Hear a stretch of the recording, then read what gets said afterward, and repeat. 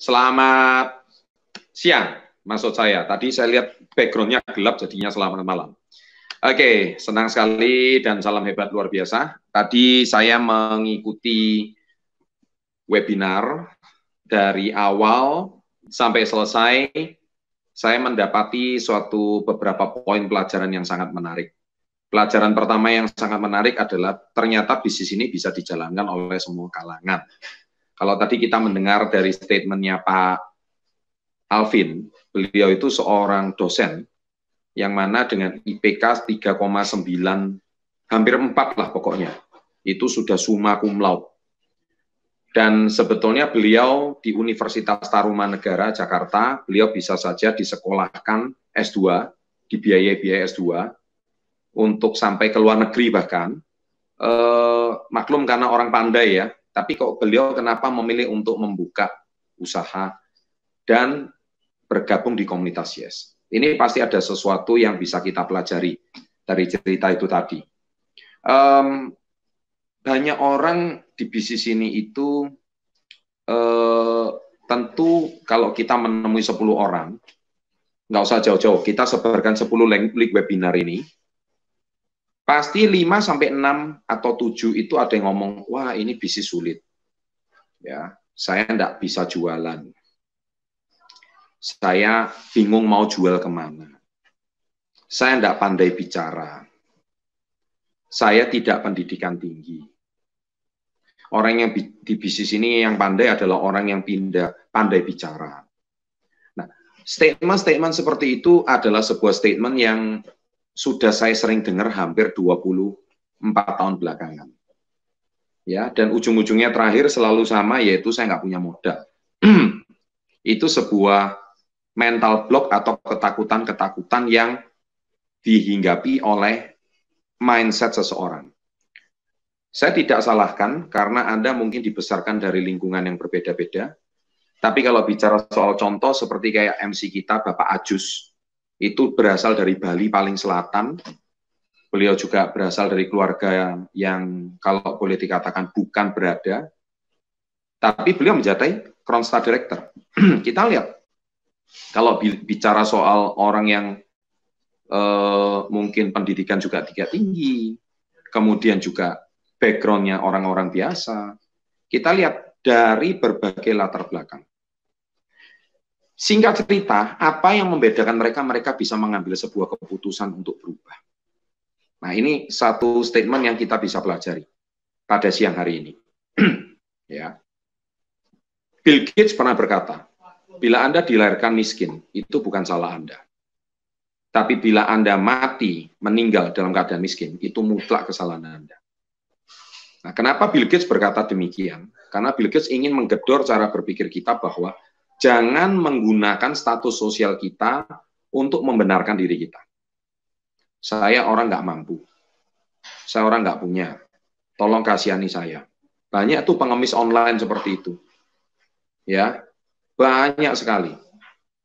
Pengemis, mental-mental pengemis seperti itu memang sangat tidak cocok untuk mereka diajak maju. Nah, yang menjadi pertanyaan adalah, karena kita sering berhadapan dengan orang seperti ini, alasannya itu banyak sekali. Saya tidak bisa, saya tidak mampu. Singkat cerita, otaknya itu selalu berkata, saya tidak bisa. Diberi peluang, saya tidak bisa. Diberi produk yang bagus, mahal. Diberi kemudahan untuk memulai bisnis dengan modal cuma 2 juta rupiah, nggak punya modal. Singkat cerita, dia itu selalu punya dalih, selalu punya alasan untuk dia membenarkan dirinya. Dan akhirnya, alasan-alasan inilah yang akhirnya menjadi sugesti bagi dirinya. Dan sugesti itu kalau diulang-ulang, itu seperti doa dan akhirnya jadi mindset. Nah, itu singkat cerita awal terbentuknya mindset itu dari situ. Hati-hati kalau Anda sering bicara tentang saya ini orang nggak mampu. Nggak mampu beneran. Loh, tapi kalau bicara saya orang mampu, kan kesannya kayak orang sombong. Bedakan orang percaya diri sama orang sombong. Itu bedanya langit dan bumi. Kadang-kadang orang Indonesia ini nggak paham apa bedanya orang percaya diri sama orang sombong. Sahabat saya contohnya Atta Halilintar itu dicap sombong, padahal dia itu orang percaya diri. Nah, Indonesia itu kadang nggak bisa bedain mana orang percaya diri dan orang sombong. Ya kan? Orang pakai cara berbicaranya bersemangat dikatakan sombong. Jadi harus bicara gimana? Iya, Bapak Ibu, selamat pagi. Ya, apakah Anda kalau motivasi orang seperti kayak gitu, besok klub sepak bola, kalau mau tanding, ya hari ini bermain yang baik-baik aja, santai. Kalau menang bagus, kalau nggak menang nggak apa-apa. Ya hancur semua klubnya. Kalau hari ini kalian bermain, memberikan semangat dan motivasi, ya harus dengan percaya diri dong. Nah, tapi bagi orang-orang seperti ini, Anda itu dicap sombong. Nah, marilah hari ini kita ada yang salah dengan cara berpikir kita. Kalau saya cross-check lagi, ternyata tidak salah dengan sistem pendidikan kita di Indonesia. Kemudian kita juga tidak salah tinggal di Indonesia, yang mana negara kita ini negara kaya, matahari bersinar terus sepanjang tahun, ya kan? Musim hujan aja keluar matahari, apalagi musim kemarau. Coba kalau Anda sesekali tinggal di Eropa gitu, bagian utara, misalkan Swedia gitu, itu matahari cuma keluar 1 tahun 3 bulan gitu. Atau Rusia gitu ceritanya. Makanya kenapa orang Rusia suka banget ke Indonesia. Kemarin kita ke Hainan kan banyak orang Rusia. Rupanya mereka di situ matahari 1 tahun 9 bulan itu nggak ada matahari. Makanya mereka cari surganya matahari di daerah Khatulistiwa ini. Nah, karena kita ini negara terlalu nyaman, tinggal manapun gampang, sehingga kalau diberikan statement motivasi seperti ini itu diacap sombong. Dan ketika kita mendengarkan kata-kata sombong, kita langsung shock, kita langsung down, dan akhirnya kita memutuskan saya nggak cocok jadi pengusaha. Itu berarti mental Anda belum terasah, mental Anda belum terlatih, mental Anda belum terbentuk, dan kalian ketika menerima penolakan, menerima hantaman, menerima statement seperti ini, kalian merasa, saya nggak cocok jadi pengusaha, saya nggak cocok jadi reseller. Karena apa? Saya seumur hidup nggak pernah dapat kata-kata keras seperti ini. Saya seumur hidup tidak pernah mendapatkan sebuah kata-kata yang membuat saya down seperti ini. Saya nggak pernah dapat penghinaan seperti ini. Baper amat loh. Pengusaha nggak cocok untuk orang yang baper. Pengusaha nggak cocok untuk orang yang mentalnya tempe. Nggak bisa. Kena kata-kata sedikit tersinggung. Baper. Itu berseliweran orang-orang baper di sosial media. That's why hidup mereka ya gitu-gitu aja. Coba ya, kalau channel saya mengajak orang untuk maju, mengajak orang untuk berpikir positif, mengajak orang untuk berpikir booming, berpikir besar, tapi ujung-ujungnya yaitu tadi, mereka berkata, ya saya nggak mampu. Dan yang paling lucu, ketika Anda broadcast link webinar dan video kita kepada lingkungan teman sekolah Anda, mereka berkata apa? Anda dibully. Wah, kalian kok ini channel nggak jelas. Coba kalau ngomong channel main game gitu, lakunya luar biasa. Tapi ketika Anda memberikan sebuah channel edukasi dan pendidikan bisnis seperti ini, nggak nyambung. Ya jelas nggak nyambung, mental Anda nggak ada mental pengusaha. Tapi kalau lihat orang hidupnya enak, lihat orang traveling ke luar negeri, kok bisa ya, kok enak ya. Lantas mental pengemisnya keluar semua. Nah itulah Indonesia. Parah ya, sampai kapan mental bangsa kita itu mau berubah? Kalau modelnya netizennya seperti itu, model penduduknya itu generasi mudanya seperti itu. Nah, oleh sebab itu pada sore hari ini, saya hari ini cuma ingin berpesan satu kalimat. Bedakan antara orang percaya diri dan orang sombong. Beda sekali. Ya, orang percaya diri adalah orang yang mencintai dirinya. Saya cinta diri saya sangat bahagia, saya pasti bisa. Itu orang percaya diri. Nah, orang yang nggak percaya diri, bilang, saya cinta diri saya. Aneh. Ngapain cinta diri sendiri? Kan cinta-cinta orang lain. How you can love other people? Kalau bagaimana Anda bisa mencintai orang if you don't love yourself? Kalau kamu nggak mencintai diri.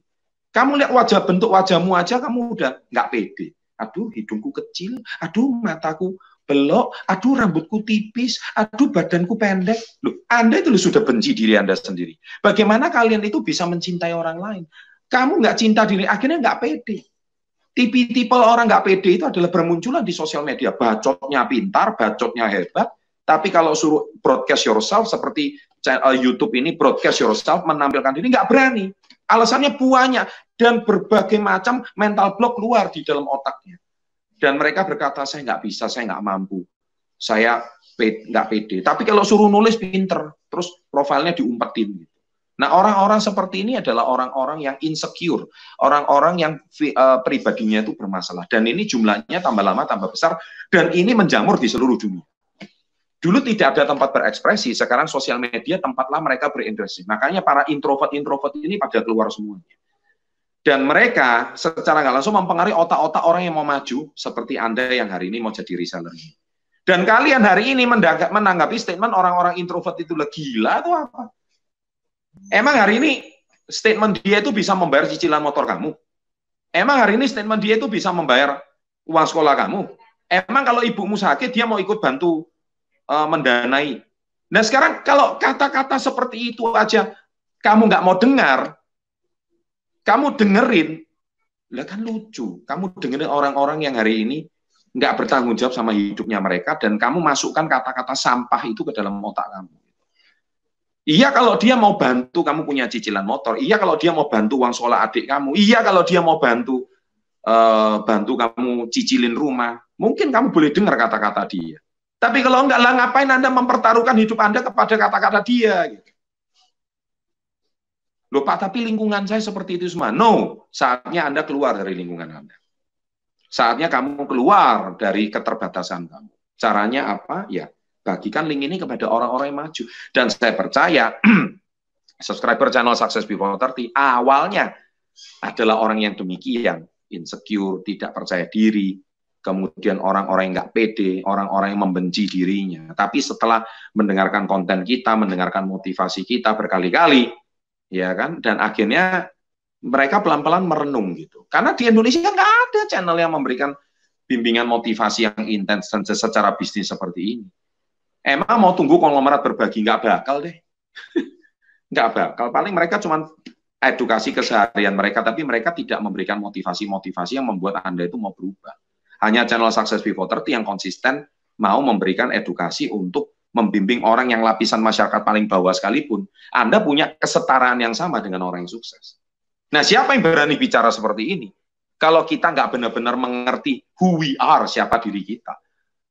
Kalau kita masih benci diri kita, berarti Anda nggak kenal siapa diri Anda. Ketika Anda sudah kenal siapa diri Anda akan mencintai diri Anda apa adanya, dan akhirnya jadilah tukul arwana, orang yang lucu, modelnya kayak orang deso gitu, tapi justru dengan sukses, dengan kekonyolannya gitu. Kalau seandainya tukul itu ganteng, seperti kayak Dude Herlino, nggak laku itu tukul.